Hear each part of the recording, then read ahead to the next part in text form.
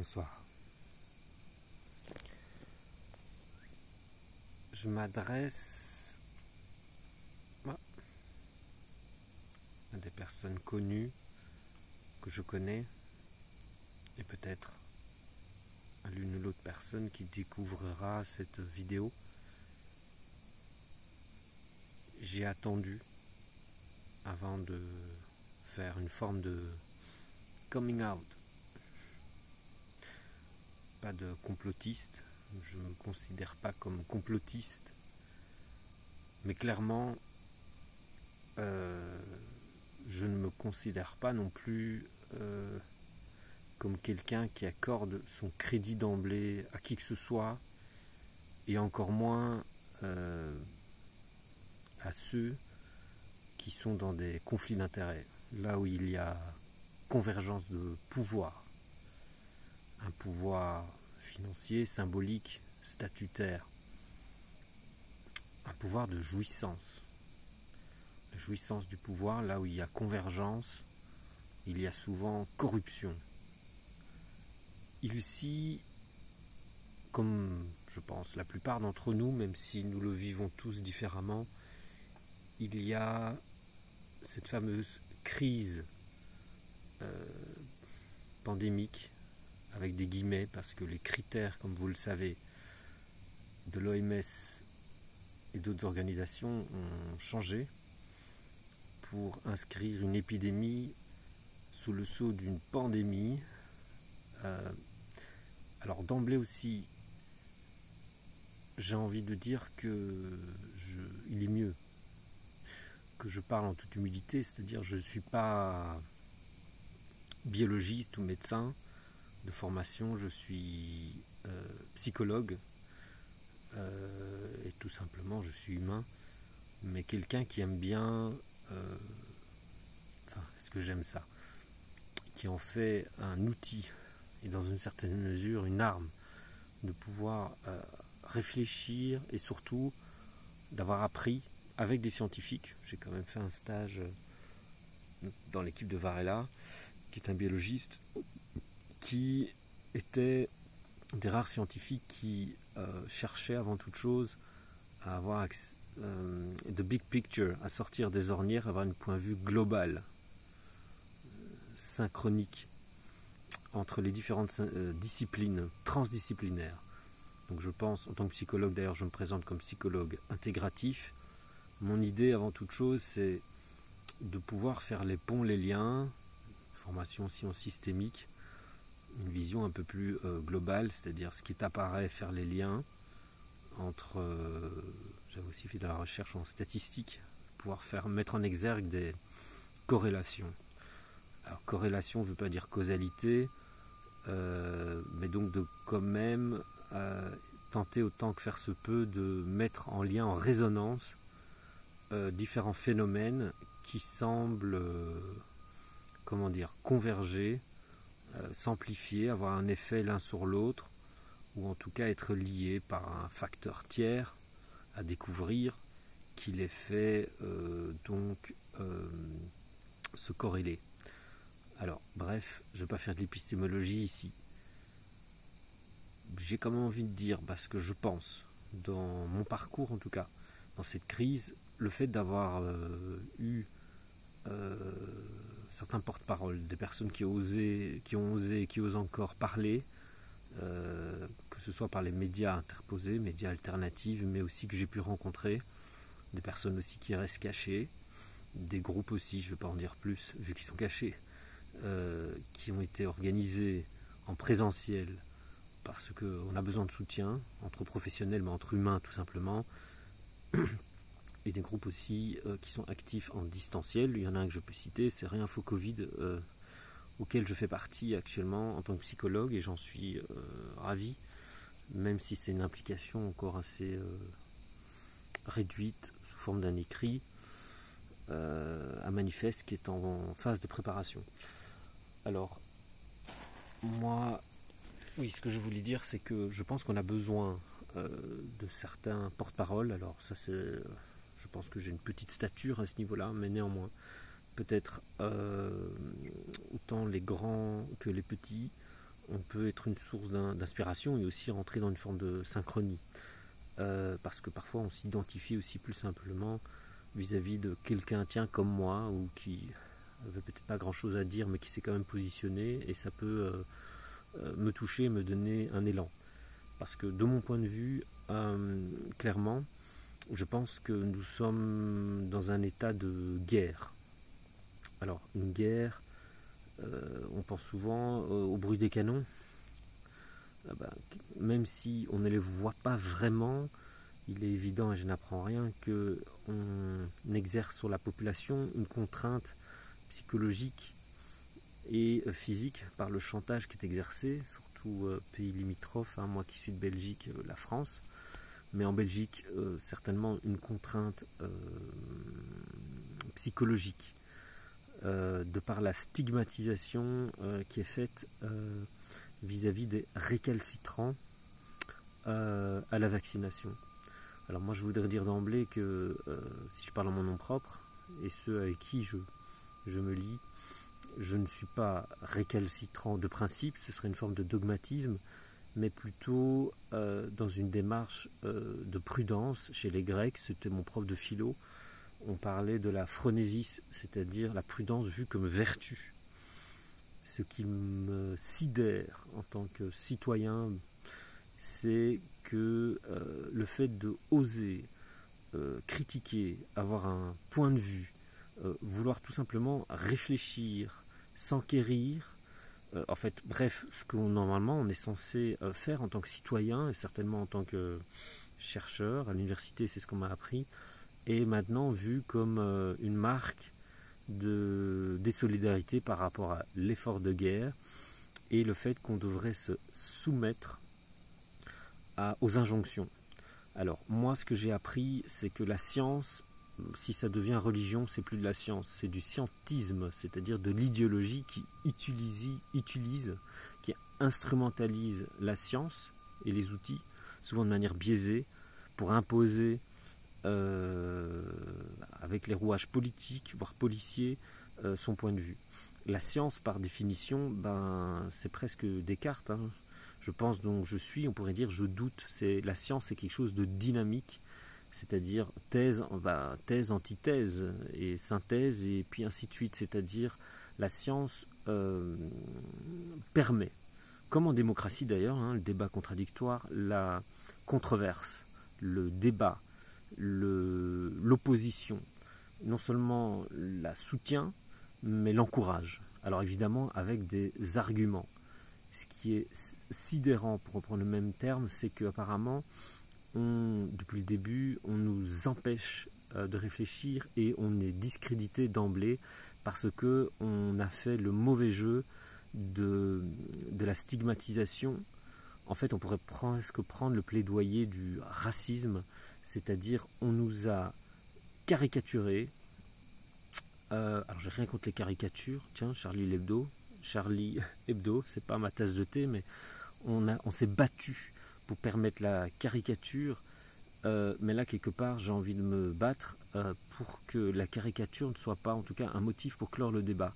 Ce que je voulais dire, on s'est en pris non seulement à des individus particuliers, c'est-à-dire en s'attaquant à la personne plus qu'à ses arguments, et maintenant on s'attaque à un groupe, les anti-vax, les complotistes, les réassuristes, ça c'est peut-être un peu plus noble, voire maintenant, vous voyez ce qui se passe en France, les panneaux là, qui essaient de discréditer le mouvement en nous traitant d'antisémites.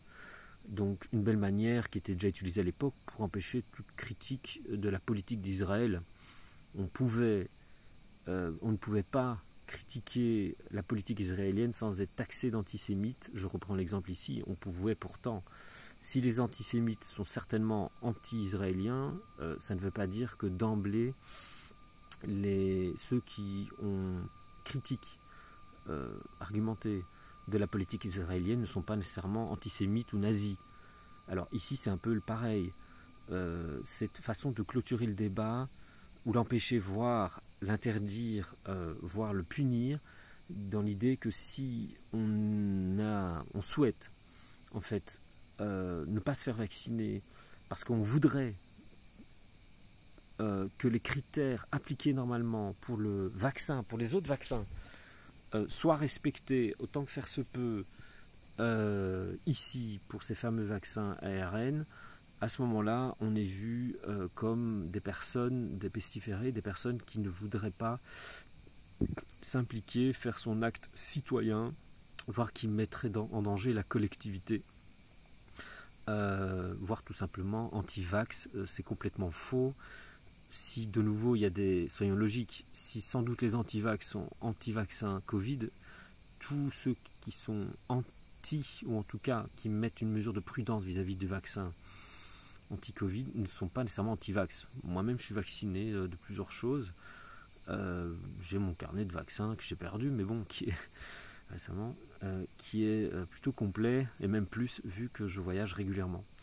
Donc moi, ce qui me sidérait, pour essayer d'être un peu cohérent, c'est le fait que on applique les critères du préjudice, la stigmatisation de tout un groupe pour le délégitimer d'emblée et ne pas permettre au débat d'avoir lieu, à la critique, et quelque part faire avancer la science, parce que la science n'avance que si il y a une permission et les moyens qui nous sont donnés d'avoir un point de vue. Alors je ne vais pas faire le gros débat, il y en a d'autres qui font beaucoup mieux que moi, mais si vous avez vu, ou lisez-le, que pendant la crise, dès le premier confinement, le British Medical Journal, qui est un journal normalement les plus réputés, là où publient les chercheurs, entre autres, qui dans l'éditorial a parlé de la politisation, de la corruption, des conflits d'intérêts, des études, c'est-à-dire comme un cri d'alarme, comme par hasard pendant la crise Covid, disons qu'ils ne pouvaient pas garantir l'impartialité, donc quelque part la scientificité des publications qui y sont faites. C'est quand même fou que les gens ne veulent pas voir, déni, moi qui j'ai envie de parler en tant que psychologue, de se dire, ben il y a peut-être un conflit d'intérêt d'emblée si, en fin de compte, les recherches du vaccin sont faites par les industriels eux-mêmes, c'est-à-dire les Big Pharma, ceux qui produisent le vaccin. Ils ont évidemment tout intérêt à ce que les études aillent dans leur sens pour permettre leur vente, tout simplement. Et j'ai quand même fait beaucoup de fouilles, notamment par rapport au dossier Pfizer directement et les négociations qui sont wikileakées entre l'EMA, la Commission européenne et les vaccins. On voit qu'il y a une pression énorme qui a été exercée pour mettre le vaccin sur le marché alors que l'ARN lui-même n'était pas stable. Alors soi-disant ils ont amélioré la stabilité. Alors de nouveau je me mets le frein parce que comme pour ce qui est des critères scientifiques, je pense que chacun peut faire une recherche, mais de nouveau et qui donc ce sera mieux fait que moi. En tant que psychologue, quelque part avec un point de vue sociologique, ce qui me sidère aussi, cette forme de stigmatisation, c'est dès qu'on a un point de vue autre que les médias mainstream, on est traité de fake news. Quel scandale. Nombreux des scientifiques renommés, des chercheurs, et parfois des scientifiques qui n'ont pas l'aura médiatique à la Didier Raoult, mais qui font de la recherche, ont un point de vue scientifique avec des recherches indépendantes, ou en tout cas plus indépendantes que l'industrie pharmaceutique, pour mettre une critique qui se veut constructive par rapport à la politique, parce qu'on parle de politique de gestion sanitaire du Covid, qui, par exemple, a exclusivement basé sur un type de vaccin sans permettre les traitements autres, préventifs, voire curatifs. Alors, moi en tant que psychologue, je suis sidéré.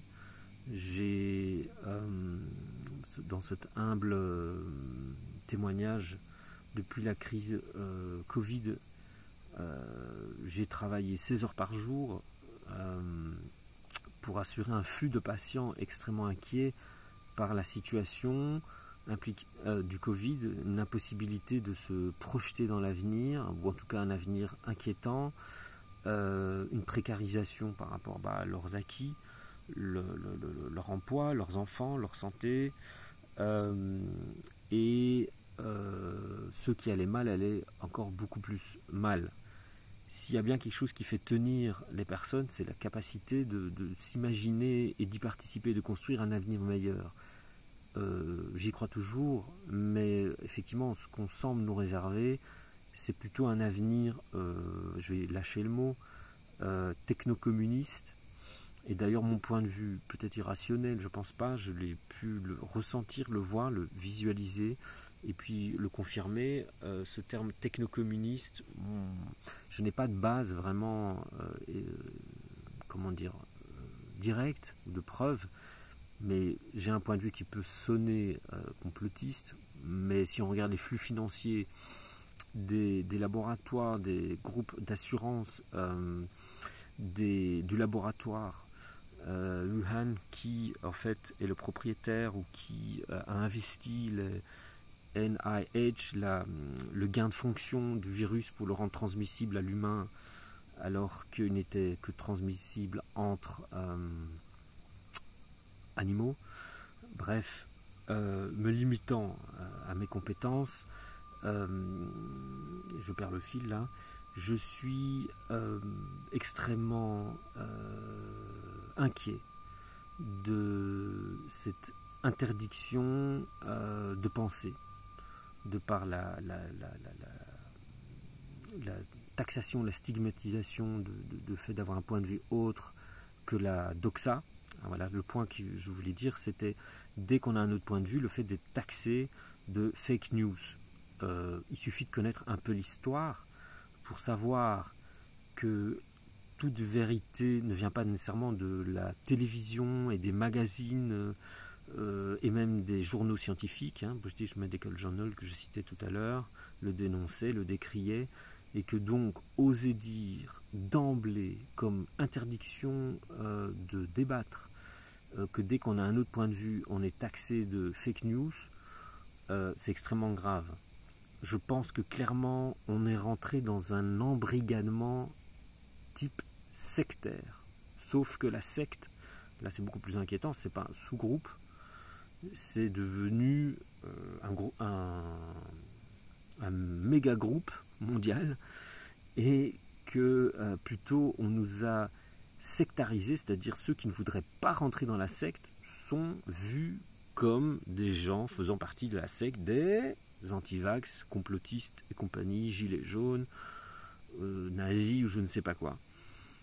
Il n'y aurait-il pas une voie du milieu? S'il y a bien quelque chose à retenir, tous les sages l'ont toujours dit, c'est que peut-être la vérité est entre les extrêmes. N'est-il pas possible d'être ni complotiste, ni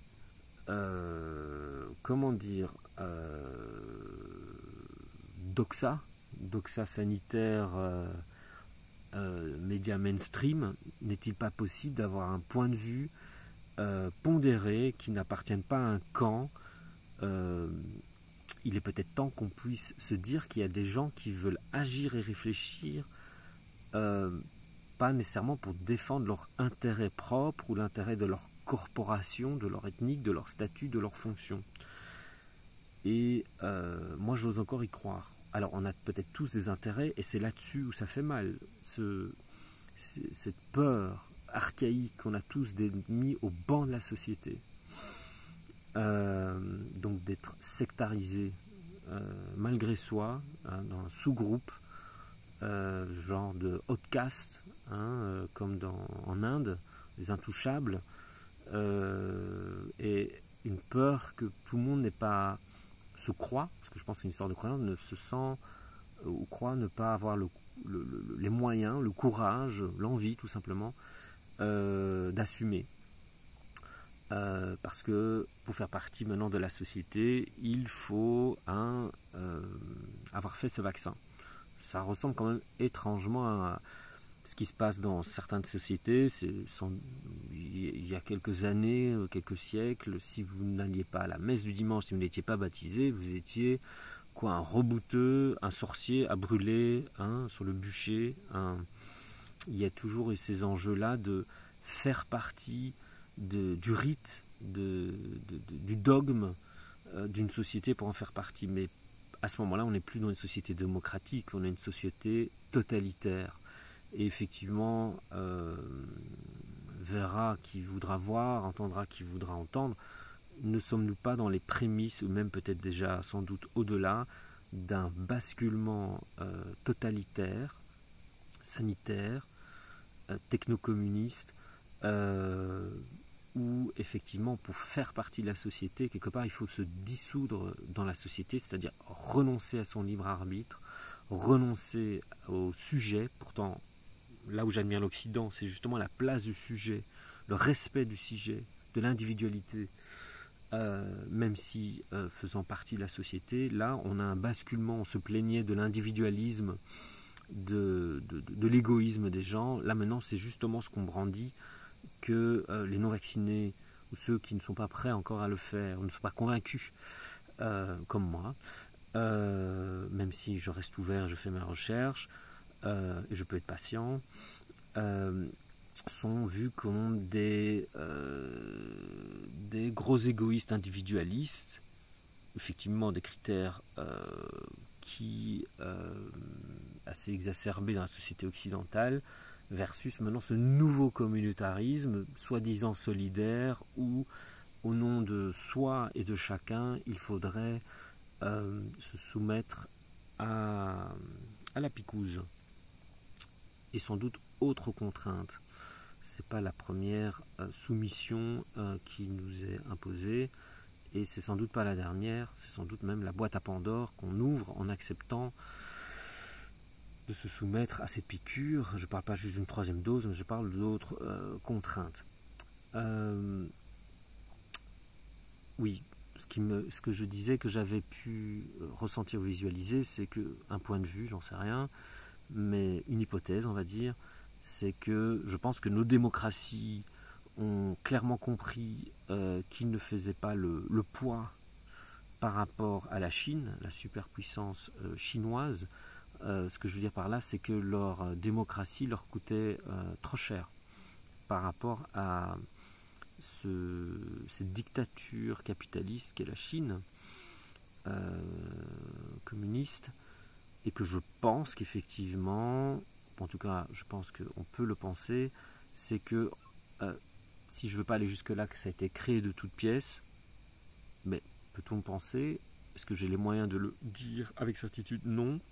Mais en tout cas, si je raisonne comme Sherlock Holmes, à qui profite le crime, on peut voir effectivement la crise sanitaire, le Covid, comme une aubaine pour les démocraties pour se mettre en compétition avec la Chine et sacrifier leur démocratie qui leur coûtait trop cher et leur coûte encore trop cher, et que donc l'aubaine sanitaire, le tout biologique est un moyen, un prétexte extraordinaire pour virer, grâce aussi avec les outils technologiques, dans une société à la chinoise où, pour y avoir séjourné d'ailleurs à plusieurs reprises, où l'individu, c'est une grande ruche, n'existe pas ou plus. Alors ça a de la beauté, regardez le film Tanguy, la place de la famille, la solidarité, mais ça vire souvent, comme dans la termitière, au sacrifice complet, à l'abnégation de soi au nom du grand tout, la religion devenant l'État. Et ici, de manière plus grave, la religion étant l'argent, plus grave encore, l'argent pas bien réparti dans la société, mais l'argent pour les puissants. Donc on se retrouve dans une forme de servage pour des gens largement invisibles, certainement pas nos politiciens qui sont des pantins, mais ceux derrière les coulisses qui profitent allègrement, en haut de la pyramide, de tous ces rouages pour exercer un système de pompe de l'argent qui remonte, le ruissellement vers le haut, vers ceux qui gouvernent nos gouvernants. Donc, je ne sais pas comment être optimiste par rapport à ce que je vois. Je peux être optimiste par rapport à ce que je souhaite, ce que je veux, mais là, je pense qu'on est dans un basculement où dans cet esprit occidental, je pourrais dire, peut-être qu'il n'est même plus occidental, qui a toujours existé, mais d'empire, on pourrait parler d'empire, où les termes de colonisation, de soumission, de domestication, d'esclavagisme sont appliqués, sauf que le dernier territoire à conquérir, c'est le corps humain. Alors, il y a le conquérir avec la chaîne autour du cou, ça c'était le temps de l'esclavagisme. Voilà, on a des outils plus modernes tout doucement où ça devient quelque chose d'extrêmement invasif. Et je pense qu'effectivement, si l'homme, pour des mauvaises raisons, renonce à cette ultime frontière entre mon monde intérieur et mon monde extérieur, ça devient extrêmement inquiétant. Si je ne revendique pas, si je ne considère pas ou plus que mon corps m'appartient et n'est pas à vendre, en tout cas, je ne laisse pas rentrer n'importe quoi, n'importe comment, alors à ce moment-là, ça veut dire, ça devient un viol consentant. Un terme un peu étrange, parce que par définition, un viol, ce n'est pas consentant. Et sans doute ceux traités d'antivax le perçoivent comme un viol. Je le perçois comme un viol. J'ose utiliser ce mot-là. C'est un viol. C'est un rape, un rapt, un kidnapping. D'oser nous imposer un vaccin qui non seulement n'est pas efficace ou est dangereux alors que nous avons des traitements alternatifs. Sidéré aussi de voir que lors du début de la pandémie ou de l'épidémie, on jouait d'un excès de prudence avec les confinements qui pourtant, faites vos recherches, n'ont pas diminué la mortalité, même si des modèles mathématiques plus ou moins frauduleux veulent nous faire croire. Regardez le site covidrationnel.be, il y en a d'autres. Que donc une mesure de prudence excessive, avec peu ou pas de sens pragmatique, avec des effets collatéraux dramatiques, économiques, sociologiques, psychologiques. Peut-être la nature en a un peu profité lors des confinements, en reprenant ses droits, la pollution, mais bon, que cette mesure de prudence, que se fait-il, comment ça se fait-il qu'elle n'ait plus d'application quand il s'agit du vaccin? C'est ces basculements-là ces deux poids deux mesures qui me choquent. Et là, en tant que psychologue, linguiste, quelque part, j'aime relever ces points-là. Ça veut dire le manque de cohérence, pour ne pas dire le côté manipulateur. On va nous imposer des mesures par excès de prudence, et quand il s'agit de vaccins, quand on a une frange de la population inquiète par rapport au vaccin, là non, les mesures, le principe de précaution ne s'applique plus. Au-delà même du protocole, si vous regardez les bonnes études, on n'a jamais eu un vaccin aussi mauvais depuis l'histoire du vaccin. Donc ceux aussi qui disent si on avait des gens comme vous, les anti-vax, on serait toujours avec du choléra, du polio et tout ça. Ce n'est pas comparable par rapport au vaccin qui nous est donné, qui nous est imposé maintenant. Donc il y a effectivement une sidération de voir que on est dans une forme de fuite en avant. Je n'ai pas besoin de relever ce qui a été relevé 1000 fois, mort du Covid ou avec le Covid. Pendant le premier confinement, quand quelqu'un mourait, on disait qu'il était mort du Covid, sans tenir compte, ou si peu en le voilant, qu'il était peut-être mort avec le Covid, de complètement autre chose, comorbidité, voire même accident. Plusieurs médecins l'ont dénoncé, la façon de numériser les morts du Covid. Maintenant, quand il y a des gens qui ont des problèmes, voire qui meurent du vaccin, ils ne meurent pas du vaccin. Ils meurent vaccinés, mais pas du vaccin.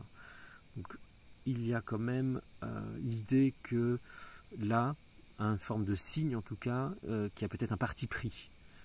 il fallait nous faire croire que le Covid était dangereux. Il s'agit de nous faire croire que le vaccin est safe et sans risque. Il faut se poser la question, pourquoi ce double discours? Je me rends compte que c'est pas si facile de se prêter à cet exercice de l'oralité pour un sujet aussi complexe et chargé d'enjeux. Alors je ne sais pas si ça aura du sens, c'est peut-être aussi une façon pour moi d'éclaircir mes pensées. Effectivement, en tant que psychologue, j'ai l'impression de dire tellement de choses que j'espère ou que les gens savent déjà, mais si j'ai pu éclaircir, donner un élan, pourquoi pas. Cet état de choc, ça, Melanie Klein est un outil extrêmement efficace pour nous empêcher de réfléchir. Et je me souviendrai que lors du procès du nazisme, Nuremberg, quand on a demandé au chef de la propagande, Himmler, mais comment vous avez pu manipuler tout un peuple comme ça, un peuple éduqué, les Allemands, le faire sombrer comme ça dans la folie collective, la psychose collective. Sa réponse fut radicale et simple. Il aurait dit, à partir du moment où le peuple a peur, vous en faites ce que vous voulez. Et effectivement, là, c'est pas ma spécialité, mais je suis sidéré de nouveau de voir donc que la pensée collective est une source lorsqu'elle a peur d'un abêtissement, pour le dire même de manière plus grave, les gens deviennent bêtes et méchants. Et des relents, il suffit d'aller sur certains forums ou d'entendre ou d'écouter, quand le débat est encore permis, parce que le clivage est fort actuellement dans la société, il y a un phénomène de bouc émissérisation. Et il a été dit que, alors que scientifiquement non fondé, en tout cas qui mérite débat et preuve, que si, je ne vais pas le nommer, mais parmi mes patients, j'ai des gens qui travaillent avec l'agence du médicament dans la communauté européenne, donc des hauts placés, que si on ne vaccine pas tout le monde rapidement, on ne pourra pas créer l'immunité collective. Et c'est pour ça, et à cause de ça, que le virus a l'occasion de muter et de créer des variants de plus en plus dangereux, bon, c'est pas ce qu'on voit, mais donc dans ces arguments pseudo-scientifiques, de dire ou de laisser sous-entendre, enfin non, c'est explicitement dit, que c'est à cause des non-vaccinés, c'est à cause du fait que le vaccin n'est pas obligatoire, il faudrait nous prendre de force, chez nous peut-être, qu'on permet au virus de muter et de devenir de plus en plus dangereux, et que donc les non-vaccinés seraient responsables du cataclysme ici ambiant. Moi, je n'ai pas du tout vu ça dans mes recherches, mais ce genre de discours m'inquiète complètement, c'est-à-dire cette pensée où il faut chercher un coupable, et le coupable n'est plus le virus, mais les non-vaccinés. Enfin bref, on pourrait même dire que les non-vaccinés sont devenus ou deviennent le virus, et donc l'ennemi à battre. Et que quand vous allez sur le site de l'Institut Pasteur, ça a été dit, c'est écrit, c'est prévu que le prochain confinement serait réservé exclusivement aux non-vaccinés. Pourquoi? Parce que selon leur modèle, le confinement des non-vaccinés est aussi efficace que le confinement de la population généralisée. Et effectivement, pourquoi punir ceux qui ont fait l'effort, qui ont pris le risque de se faire vacciner, alors que ceux qui ont peur de se vacciner, ben, tant pis pour eux, qu'ils assument les conséquences. Alors que vous pouvez voir aussi, je donne à vous de trouver les sources. Je n'ai pas fait ce travail de répertoire, même si j'ai cité ici Info Covid, Covid rationnel, il y en a beaucoup d'autres, mais c'est déjà une piste d'entrée que ce confinement, qu'il était non efficace, ce vaccin qui est peu ou pas efficace, voire dont la balance bénéfice-risque pose question, mais néanmoins, on affirme, ou certains affirment haut et fort et avec certitude, que donc il faudrait punir, évidemment ce n'est pas dit comme tel, les non-vaccinés en leur empêchant de vivre et en les rendant responsables de leur sort. Je pense que c'est tout à fait sidérant. Pour l'information, c'est un site que j'aime bien, Covid Rationnel, ce n'est que des chercheurs et des scientifiques universitaires qui s'expriment là-dedans, si je ne m'abuse, avec un credential, avec un certain crédit. Donc on ne peut certainement pas les traiter comme ça d'un revers de la main de complotistes ou de fake news. D'ailleurs, pour le dire ici simplement, un des mécanismes de l'esprit quand même courant, c'est la projection. Celui qui dit, dans la cour de récré, je me souviens à 3 ans, on disait c'est celui qui dit qu'il est complotiste. On peut peut-être se poser la question, qui le dit? Est-ce qu'il ne serait pas complotiste lui-même? L'indépendance des médias, vous y croyez, vous? Alors, je ne dis pas qu'il ne faut pas être prudent avec les informations alternatives, et je crois toujours à l'importance de la peer review, c'est-à-dire que celui qui dit quelque chose puisse mettre ses dires, ses convictions à l'épreuve du réel, à l'épreuve du débat, justement, comme je disais, contradictoire. Alors, ici, j'avais quand même envie de partager ça. Je ne dis pas que c'est un modèle, que effectivement, pendant ces mois de juillet-août, j'ai fait le choix mi-juillet, un choix symbolique, de partir, je ne sais pas pour combien de temps, dans le maquis. Je suis ici en cet instant, je vous parle dans ma petite cabane en Amazonie péruvienne, et c'est un symbole en fait.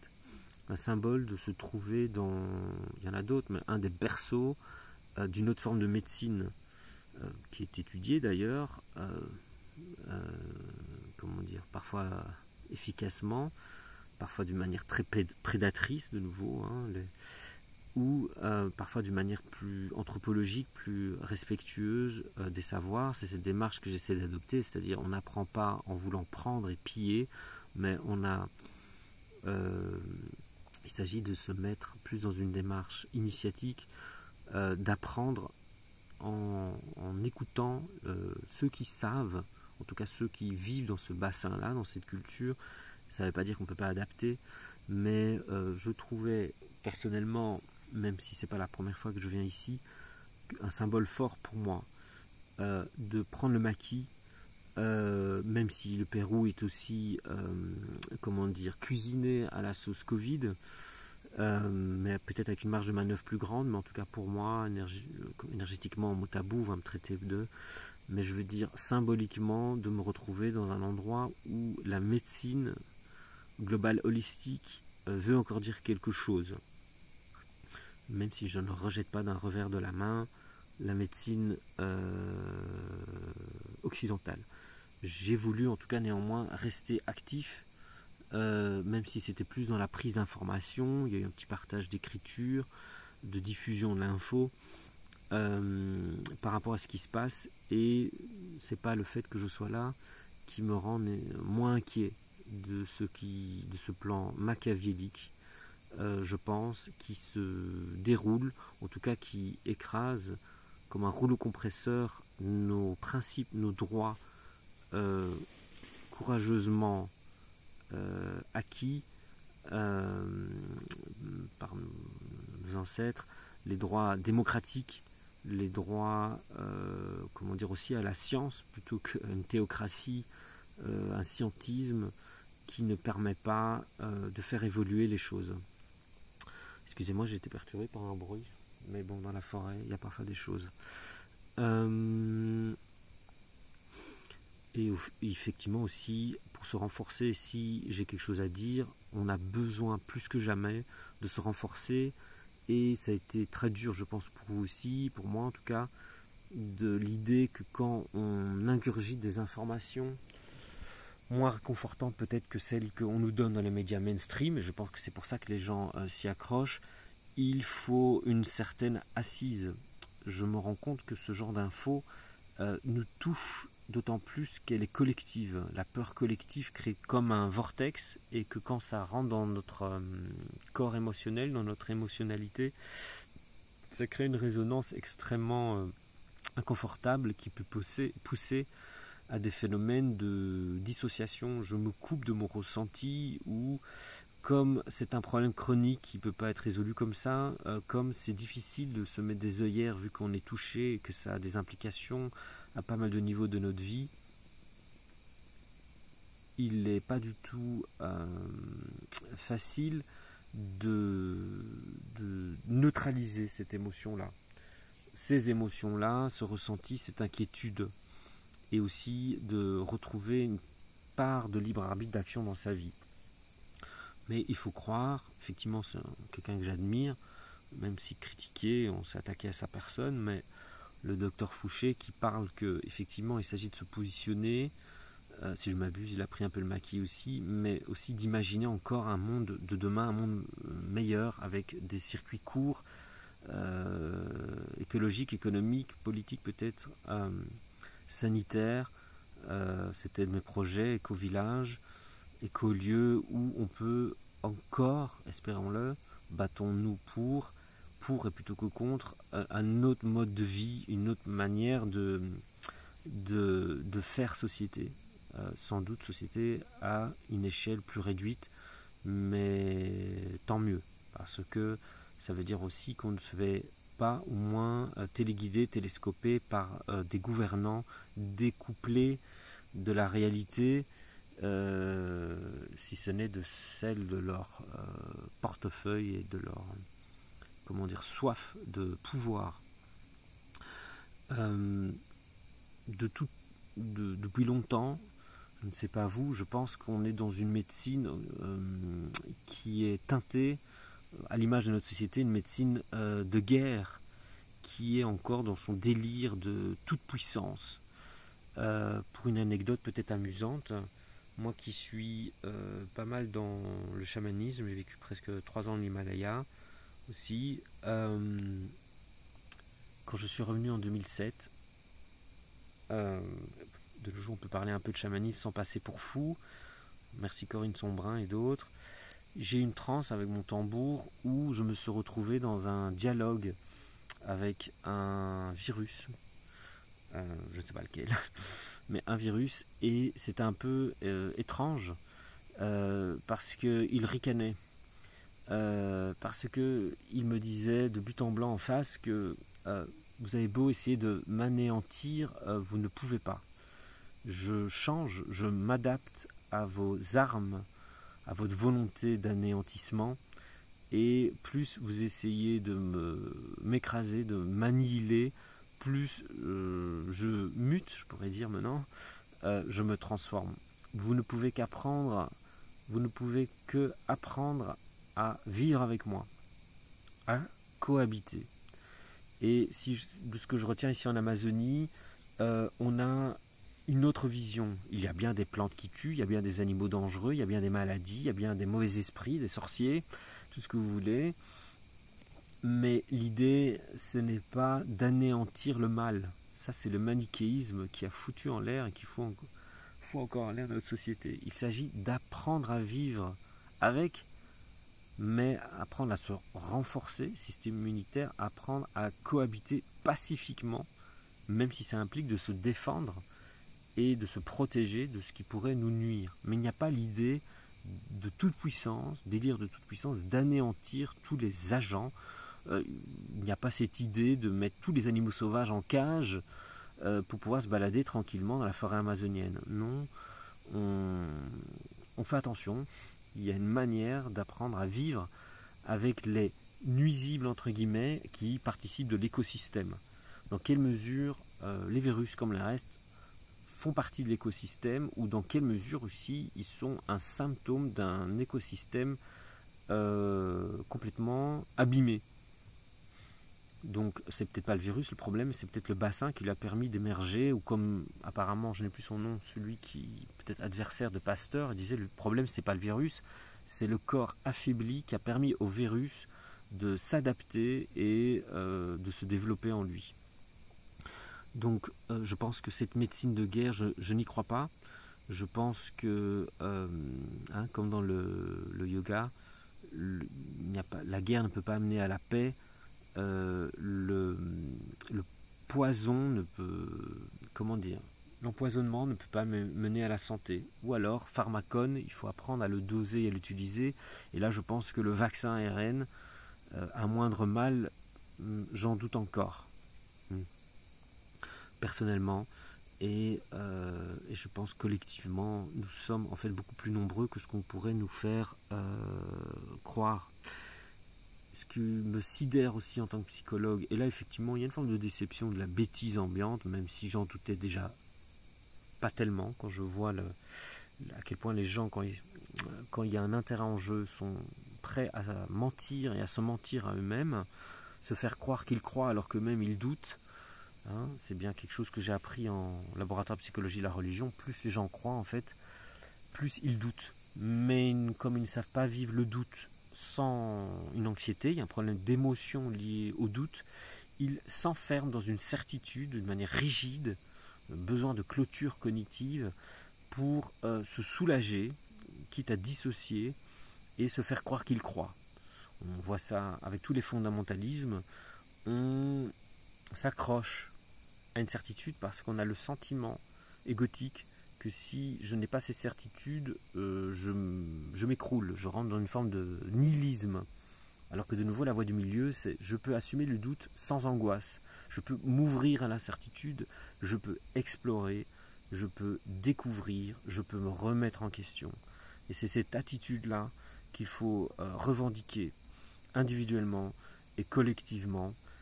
S'enfermer dans des certitudes, c'est le piège, c'est nécessairement se prendre un mur tôt ou tard, parce que toute rigidification est amenée à se fissurer. C'est un peu comme dans les tremblements de terre, il s'agit de construire des habitats qui ont une certaine flexibilité, comme le roseau qui plie dans la tempête, pour permettre de ne pas casser. Cette solidité n'est qu'apparente, comme la solidité de ces pseudo-arguments et de l'assise, la certitude que nos politiciens ou autres ou scientifiques peuvent avoir, ou les vaccinés ou les non-vaccinés, ce n'est pas mieux. Le fondamentalisme sceptique n'est pas mieux. Je pense qu'on doit s'unir et rester ouvert. Alors, j'ai préféré faire vidéo plutôt qu'audio, mais nous sommes de nuit. Voilà, mais ce qui est important peut-être c'est le message ou juste la connexion. Et cette médecine qui est largement basée sur un manque de confiance dans la nature, dans le corps et encore plus dans l'esprit. Je suis étonné de voir aussi à quel point les gens accordent un crédit à cette science largement corrompue. Elle en a fait, elle l'a prouvé plus d'une fois. Quand on voit par exemple comment l'agro-industrie a été traitée, on pourrait citer de grandes compagnies, grands scandales comme Monsanto, sommes-nous dans un scandale analogue, je le pense. Quand on voit comment nos États permettent à certains produits, alors que les preuves sont accumulées, voire cachées, de leur toxicité, au nom de l'intérêt du capital, du profit au détriment de la santé. Comment on voit comment l'écologie, comment l'agro-industrie est traité, on peut se poser la question de comment nous on va être traités en tant qu'humains face à ces problèmes sanitaires. Et aussi, regardons le dernier scandale en préparation et déjà à l'œuvre avec le tout électrique ou le bioéthanol. De nombreux scientifiques ont plaidé pour une remise en question de cette solution qui n'en est pas, où le bénéfice-risque, ou en tout cas risque écologique n'est pas au rendez-vous, et néanmoins on fonce. On fonce, mais on fonce peut-être droit dans le mur, une fois de plus. je pense que nous sommes face à un dilemme purement, déjà presque 1 heure, désolé si vous êtes toujours là, à moins que ce soit intéressant, personne ne vous force. Nous sommes face à un dilemme machiavélique où, comme en temps de guerre, il y a une forme de clivage qui se fait, résistant ou complice, comme si la crise nous obligeait, nous contraignait à choisir. Pourquoi? Parce qu'on ne peut pas ne pas savoir à moins qu'on le choisisse. Donc c'est une ignorance consentie, et pour moi l'ignorance c'est aussi la prétention à la certitude et la non remise en question. Donc je pense que nous sommes face à métaphoriquement je pourrais le dire, à un plan diabolique, dans le sens, je pourrais presque formuler la question que chacun devrait se poser en son âme et conscience: quel est ton prix? Parce que je rencontre quand même beaucoup de personnes qui ont fait le vaccin, pas par conviction sanitaire, même pas par conviction, comme disent nos politiques, de devoir collectif, mais je veux partir en vacances, je veux aller sur une terrasse, je veux vivre normalement. En fait, des arguments qui n'ont rien à voir avec le sanitaire, mais qui sont plutôt liés à un attachement et une volonté de vivre comme avant.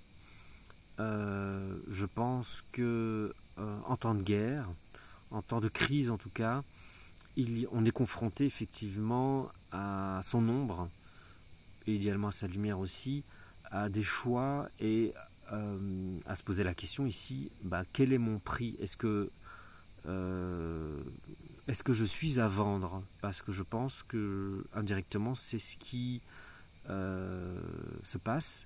Et effectivement, c'est un langage presque diabolique, un dilemme diabolique, parce que je pense que, métaphoriquement en tout cas, le diable il fonctionne comme ça, c'est-à-dire avec l'idée que on a beau avoir des beaux principes, une éthique, une déontologie, on a tous un prix, en tout cas des peurs liées à nos attachements, et le fidèle, c'est celui qui n'est pas à vendre, c'est-à-dire même s'il en va non seulement de ses possessions, mais de la possession ultime, c'est-à-dire son propre corps, il ne va pas accepter de se corrompre, même si pour cela il doit perdre la vie.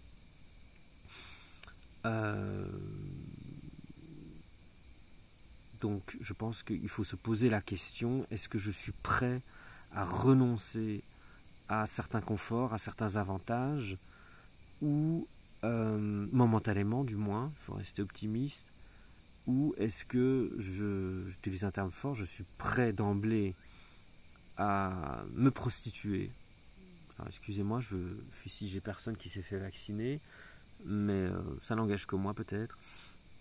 Mais est-ce que je suis prêt en tout cas à me faire injecter un produit qui est non seulement pas efficace, mais non seulement est peut-être un embrigadement dans une spirale, une boîte à Pandore, où on nous fait plonger malgré nous dans une surenchère qui, pour finir, le seul bénéficiaire, ce ne sera pas les vaccinés, ce ne sera pas les non vaccinés, mais ce sera ceux qui nous ont vendu ces produits sous un mode accéléré, ou voire pire, tant mieux si je me trompe, par ce biais-là, nous faire basculer dans une société totalitaire, techno-communiste, voire transhumaniste. En tout cas, les données, me semble-t-il, nous prouvent, en tout cas nous sèment le doute quant à l'efficacité de ce vaccin, mais aussi sèment le doute, en tout cas le questionnement par rapport en fait, est-ce qu'on n'est pas en train d'exercer une nouvelle emprise, tant psychique que physique, sur les personnes, pour les soumettre et les mettre en danger inutilement. L'histoire nous le dira, mais je pense que la personne prudente, c'est qu'elle n'attend pas que l'histoire se déroule, il choisit d'écrire l'histoire, en tout cas autant que faire se peut.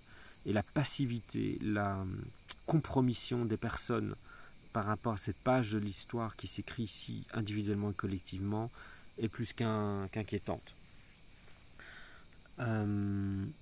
Oups. j'avais pris quand même des micro-notes, enfin par mots-clés de ce que je voulais dire ici. Et je pense qu'effectivement, l'hypocrisie des bien-pensants qui profitent du système et l'exploitent commence d'abord par le fait de s'exploiter eux-mêmes, c'est-à-dire de se corrompre. Bon, il y avait des aspects plus biologiques, mais je pense que je vais laisser ça aux spécialistes. Mais effectivement, mon point de vue intuitif dès le début, je ne sais pas, je ne vous connais pas, donc quel genre de recherche vous aviez fait. Moi, je m'étais assez impliqué par rapport à l'acte terroriste du 11 septembre. Mon point de vue, c'est que nous sommes face à un 11 septembre sanitaire, c'est-à-dire face à des gouvernements qui n'ont pas de scrupules de sacrifier leur peuple pour s'enrichir, tout en prétendant le protéger.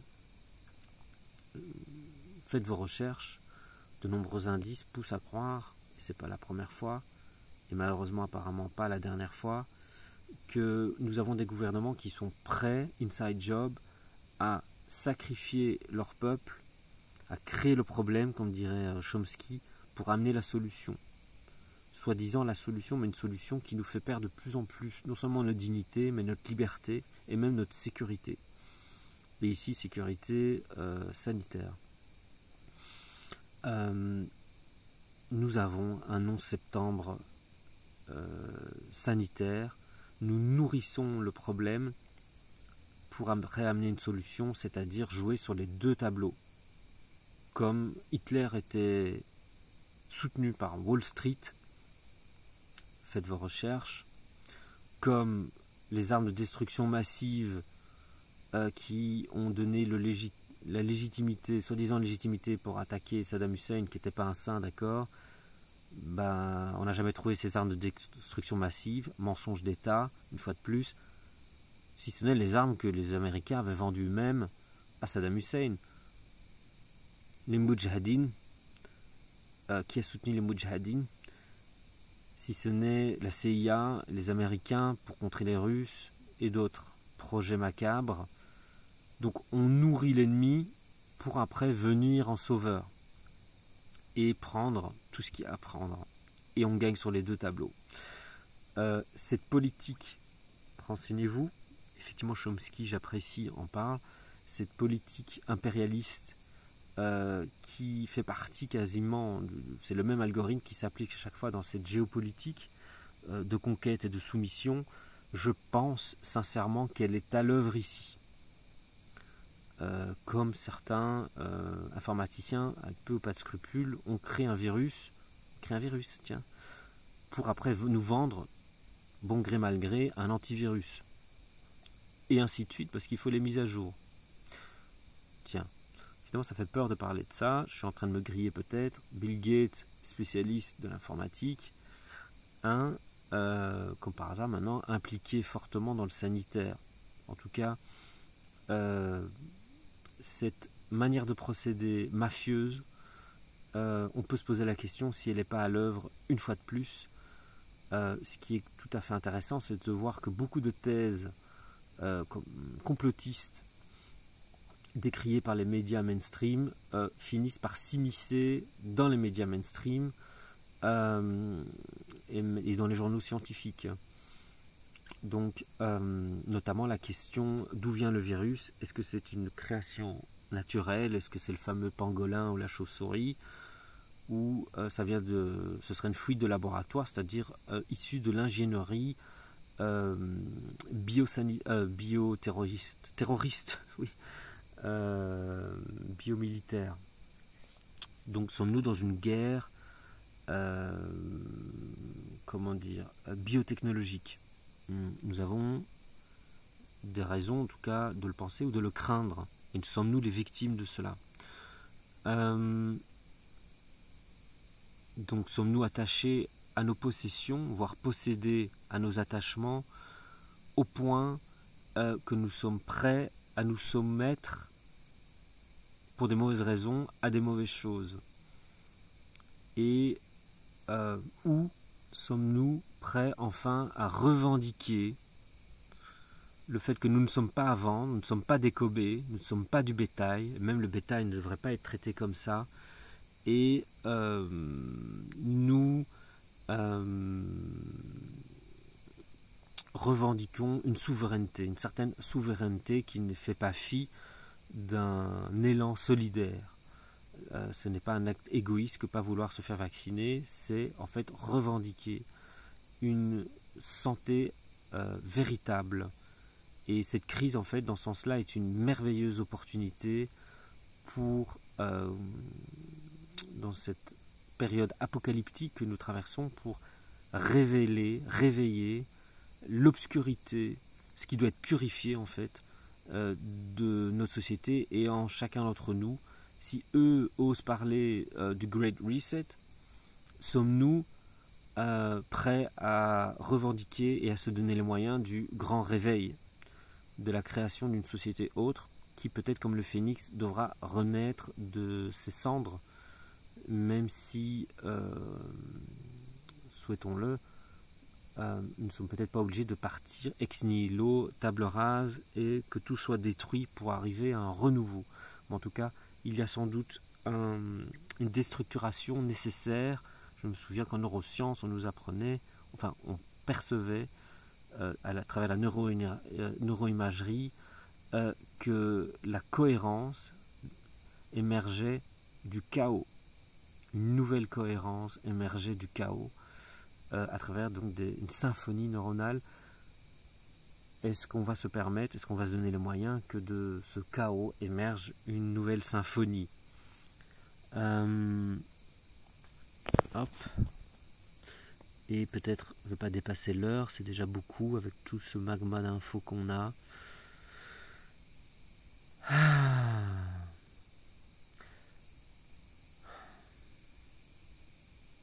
Et effectivement, posons-nous la question si effectivement cette taxation de complotistes, si on étudie un peu l'histoire, est-ce que l'État n'a pas fait preuve, les puissants à plus d'une fois, comme le disent plusieurs sociologues, de complot. Complot, ça veut dire manigancer. Qui ne peut pas dire que l'État est vierge de toute manigance, de tout scandale, de toute corruption?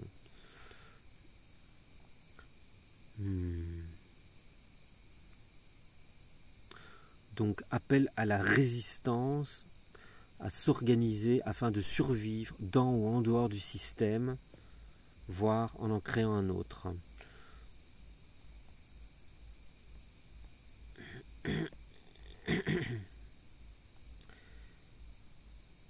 Bon, j'ai fait, mais c'est bien d'avoir lu mes notes. Je pense que j'ai pu dire les points que je voulais dire ici ce soir. Il est déjà tard ici. Mais effectivement, ce qui m'étonne, c'est des personnes, parfois des collègues, qui se font vacciner. Alors je m'adresse peut-être pour ceux qui n'ont pas fait encore le pas ou qui hésitent encore, dans l'espoir de ne plus en entendre parler de ce Covid. Je pense que ça, non seulement ce n'est pas très honorable pour soi, mais je pense que c'est un très mauvais calcul. Je pense que c'est comme de l'ordre du racket. Croire que si j'accepte de te donner quelque chose pour que tu me foutes la paix à un mafieux, c'est naïf. Si vous lui donnez quelque chose, vous lui envoyez le message que vous êtes prêt à vous soumettre et il reviendra pour vous raqueter davantage ou de manière régulière.